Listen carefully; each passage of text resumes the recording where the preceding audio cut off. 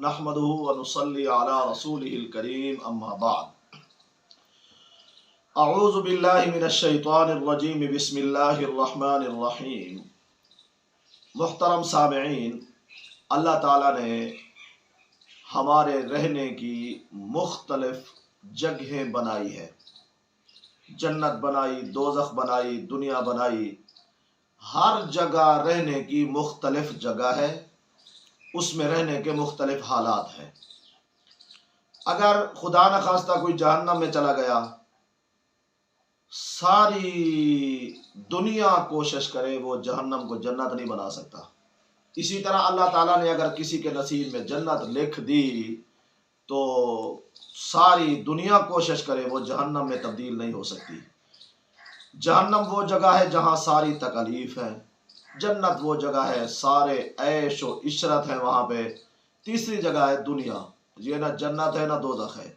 मतलब ये जन्नत वाली इसमें सारी सिफात नहीं है कि ऐश ही ऐश हो, और जहन्नम वाले हालात भी नहीं है कि सारी परेशानी ही परेशानी हो। यह तीसरी जगह दुनिया है, यहाँ कभी परेशानी आ जाएगी जन्नत वाले हालात, और कभी परेशानी आसानी आ जाएगी जन्नत वाले हालात, कभी परेशानी आ जाएगी। दुनिया बंदा समझता है कि मैं परेशान हूँ, मैं जहन्नम में हूँ। अगर कोई कोशिश करना चाहे मैं दुनिया को जन्नत बना दूँ, बन ही नहीं सकती। ये तो दुनिया है, ये जन्नत नहीं है। अगर आदमी कोई कहता है कि मेरी जिंदगी तो जहन्नम बन गई है, जहन्नम बन ही नहीं सकती। ये तो दुनिया है, जहन्नम है ही नहीं। तो ये जो दुनिया है ये ना जन्नत है ना जहन्नम है। इसके हालात भी जन्नत जहन्नम वाले नहीं है, इसके अपने हालात हैं। कभी खुशी, कभी परेशानी, कभी आदमी इत्मीनान के साथ रह रहा होता है, कभी खुदा न खास्ता परेशानी आ जाती है। इसमें परेशान होने वाली ज़रूरत नहीं है, बेसब्रा होने की भी ज़रूरत नहीं है। अगर कोई बंदा दुनिया से तंग है, परेशान है, कितना परेशान होगा, उसने फैसला कर लिया है कि मैं खुदकुशी करके अपनी ज़िंदगी का खात्मा करता हूँ, इतनी बड़ी उसे परेशानी आई है, वो खुदकुशी करेगा। तो क्या खुदकुशी करने के बाद मसला हल हो जाएगा? इस खुदकुशी के बाद जो इजराइल को देखना उसे नसीब होगा, वो कितना बड़ा मसला होगा। अगर ये कब्र में जाएगा, या तो जन्नत के बागों में से बाग बनेगी या फिर जहन्नम के गढ़ों में से गढ़ा बनेगी। अगर जहन्नम के गढ़ों में से गढ़ा बन गया तो कितना बड़ा मसला होगा, अल्लाह ताला की नाराजगी आ गई, कितना बड़ा मसला होगा। आदमी समझता है ये जो दुनिया की तकलीफ है, मर के जान छूट जाएगी। इसको ये पता नहीं है कि अगर मैंने खुदकुशी की तो इजराइल का मुंह देखना पड़ेगा, जहन्नम का मुंह देखना पड़ेगा। और हदीस शरीफ में ये भी आता है कि जन्नत कब्र आपस में इस तरह मिलती है, इंसान की हड्डियां इस तरह आ जाती है जिस तरह दोनों हाथों की उंगलियां एक दूसरे में घुस गई। तो ये हालात आ गए। तो फिर इसलिए मसला हल खुदकुशी करने से भी नहीं हुआ, ये मसला था, फिर आगे मसैलिस्तान आ गए। तो इसलिए मसला खुदकुशी से हल नहीं होगा, मसला परेशानी से हल नहीं होगा। अगर हम कोई परेशानी आ जाए, हम वावेला करें, हम परेशानी का इजहार करें, बेसब्री की जिंदगी गुजारें, उसका नुकसान क्या होगा? एक तो पहला नुकसान ये है कि हमारा मसला पहले बना हुआ है, हम परेशान हैं दुनियावी परेशानी में। दूसरा ये है, और अल्लाह ताला कुरान पाक में फरमाते हैं मैं सब्र करने वालों के साथ होता हूँ। एक तो मसला बना हुआ था, फिर मैंने वावेला किया। वो जो अल्लाह ने मेरा दोस्त बनना था, मेरी बेसब्री की वजह से, वावेला करने की वजह से अल्लाह ताला ने मेरा साथ छोड़ दिया। अल्लाह फरमाते हैं इन्नल्लाह मअस साबिरीन, मैं होता हूँ सब्र करने वालों के साथ। मैंने वावेला किया, दुनिया में तो नुकसान हो गया था। दूसरा नुकसान ये किया कि अल्लाह ताला ने मेरे साथ रहना था, अल्लाह ने मेरी बेसब्री की वजह से मेरा साथ छोड़ दिया। अब कितना बड़ा नुकसान हो गया, अल्लाह का साथ भी गया, दुनिया की परेशानी भी आ गई। इसी तरह हम कुरान की आयत पढ़ते हैं इन्ना मअल उसरि युसरा, तंगी के बाद ही आसानी है, तंगी के बाद आसानी है। हमारे ऊपर तंगी आई हुई होती है, हम देखते हैं कि हम बड़े परेशान हैं, हमारे ऊपर तंगी आई हुई है, ये पता नहीं होता इसी तंगी के बाद आसानी है। तंगी आए, इंसान इत्मीनान में रहे, थोड़ा सा अपने आप को कंट्रोल करे, सब्र करे, उसके बाद आसानी ने आना है।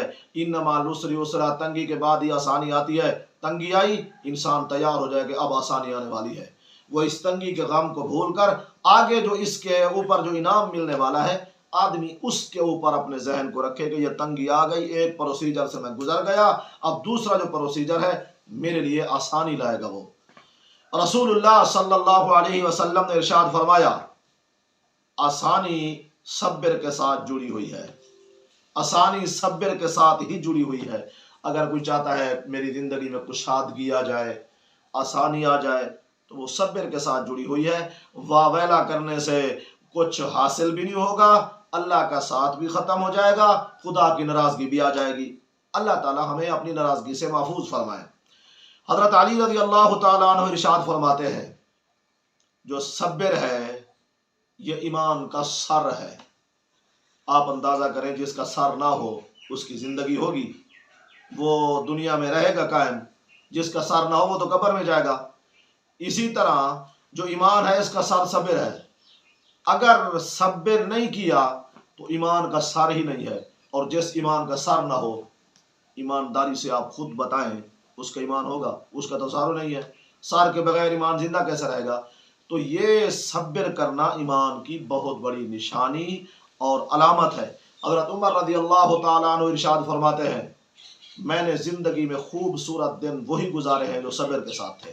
کوئی پریشانی آئی میں نے اس پہ صبر کیا، میری زندگی کے خوبصورت دن وہی تھے۔ ہر وقت اللہ کا استحضار تھا، اللہ پہ یقین تھا، اللہ پہ اعتماد تھا، دن خوبصورت بن گئے۔ حضرت ابوبکر صدیق رضی اللہ تعالیٰ عنہ بیمار ہو گئے، صحابہ کرام تیمارداری کے لیے تشریف لے گئے۔ سب نے پوچھا کس ڈاکٹر کو دکھایا ہے، ڈاکٹر نے کیا کہا ہے، طبیب اور حکیم نے کیا مشورہ دیا ہے؟ حضرت ابوبکر صدیق رضی اللہ تعالیٰ عنہ نے فرمایا میں نے طبیب کو دکھایا ہے، حکیم کو طبیعت بھی چیک کرا لی ہے، حکیم نے کہا ہے میں اپنی مرضی کروں گا، میں جو چاہتا ہوں کرتا ہوں۔ حضرت ابوبکر صدیق کا اشارہ اللہ تعالیٰ کی طرف تھا۔ میں نے حکیم کو دکھایا، میں ڈاکٹروں کے پاس گیا، دنیا جہان کے ذرائع میں نے استعمال کیے، لیکن اللہ تعالیٰ کو جو منظور تھا وہی ہوتا ہے۔ اب ہونا تو وہی ہے جو اللہ کو منظور ہوگا، واویلا کریں گے وہی ہوگا جو خدا کو منظور ہوگا، صبر کریں گے وہی ہوگا جو اللہ چاہیں گے۔ اب میرے پاس میں ہے کچھ نہیں، پھر صبر کے علاوہ کیا راستہ ہے؟ اور کوئی بندہ سویا ہوا ہو، کبھی آپ نے سنا ہے کہ نیچے زمین پہ سویا تھا پھر گر گیا؟ سونے والا بندہ کہاں گرے گا؟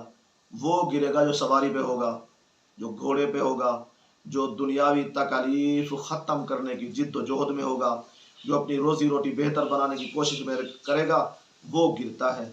کہتے ہیں نا گرتے ہیں شاہ سوار میدان جنگ میں، وہ طفل کیا گرے جو گھٹنوں کے بل چلے۔ جو پہلے گھٹنوں کے بل چل رہا وہ تو نہیں گرے گا، گرے گا وہی جو گھوڑے پر سوار ہوگا، جو دنیاوی مشکلات حل کرنے کی کوشش میں ہوگا، جو اپنی بھاگ دوڑ میں ہوگا، پھر وہ گرے گا، مسائل کا شکار ہوگا، پریشانی کا شکار ہوگا، ٹینشن کا شکار ہوگا، تو وہی ہوگا جس نے اپنے آپ کو کچھ بہتر بنانے کی کوشش کی ہے۔ تو اس میں گرنا ہی تھا، بہتر بنانے کے لیے کچھ نہ کچھ آدمی کو گرنا پڑتا ہے، جھکنا پڑتا ہے، اس میں پریشان ہونے کی کیا بات ہے؟ آخری بات، آخری اور اہم بات، کوئی بندہ کہتا ہے یار میرا نصیب ہی ایسا تھا، اللہ نے میرے نصیب میں ایسے لکھ دیا تھا۔ دنیاوی پریشانی جتنا بڑی ہوتی ہے، لیکن سب سے بڑی پریشانی یہ ہوتی ہے کہ اللہ نے نصیب میں لکھ دیا ہو۔ رسول اللہ صلی اللہ علیہ وسلم نے ارشاد فرمایا یہ تقدیر میں لکھا ہو، آپ دعا کریں، یہ دعا تقدیر کو لکھا تبدیل کر دیتی ہے۔ اب اتنا بڑا مسئلہ جسے اللہ نے لکھ دیا تھا اس کا حل موجود ہے، تو یہ چھوٹے چھوٹے مسائل کا حل کیوں موجود نہیں ہوگا؟ اتنا بڑا حل کہ عرش پہ لوح محفوظ میں میری تقدیر لکھی ہوئی تھی، لیکن اس کا حل میرے پاس موجود ہے، میں دعا کروں وہ اس کا حل اللہ تعالیٰ کر دیتے ہیں، حاصل ہو جاتا ہے ہمیں۔ جب اتنے بڑے مسئلے کا حل ہے تو ہمارے اور آپ کے چھوٹے موٹے مسئلوں کا حل نہیں ہوگا جن کی وجہ سے ہم پریشان ہو جاتے ہیں۔ یہ بیماری آ گئی، یہ تکلیف آ گئی، یہ پلاٹ کا مسئلہ بن گیا، رقبے کا مسئلہ بن گیا، کوئی نوکری کا مسئلہ بن گیا، ملازمت کا مسئلہ بن گیا، دوست احباب رشتہ داروں کا مسئلہ بن گیا۔ یہ چھوٹے چھوٹے مسائل ہیں، آپ کو ان کا حل نظر نہیں آتا۔ اتنے بڑے مسئلے کا حل جب موجود ہے، تقدیر میں لکھا مٹوا سکتا ہوں، تو ان مسئلوں کو میں حل نہیں کر سکتا؟ یہ تو چھوٹے چھوٹے مسائل ہیں، جب اتنے بڑے مسائل کا حل ہے تو چھوٹے چھوٹے مسائل کا حل کیوں نہیں ہوگا؟ یہ صبر کے ساتھ اللہ تعالیٰ صبر کے ساتھ ہمیں زندگی گزارنے کی توفیق عطا فرمائے۔ اللہ تعالیٰ اپنی ذات پر کامل مکمل ہمیں اطمینان نصیب فرمائے، اپنے وعدوں پہ یقین نصیب فرمائے۔ وآخر دعوانا ان الحمد للہ رب العالمین۔